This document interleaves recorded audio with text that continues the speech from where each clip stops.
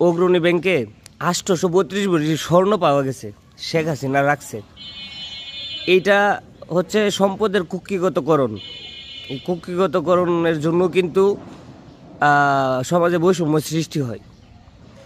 সম্পদ সুসম্বন্টনের সব থেকে উত্তম উপায় মানে এটা ইসলাম ধর্মে আছে, সেটা হচ্ছে যে একটা হচ্ছে তো এভরিওয়ান, সবার জন্য, যেটা ধনী সে 2.5% যে দান করতে হইব।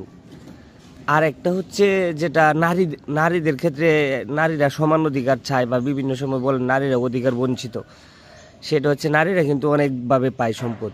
ধ্যানমোহর এটা থেকে পায়, বাপের সম্পদ এটা থেকে পায়, স্বামীর সম্পদ এটা থেকে পায়, ঠিক আছে। কিন্তু এখন হচ্ছে ইসলামিক রাষ্ট্রও না, আর সঠিকভাবে এগুলো দেয়ও না।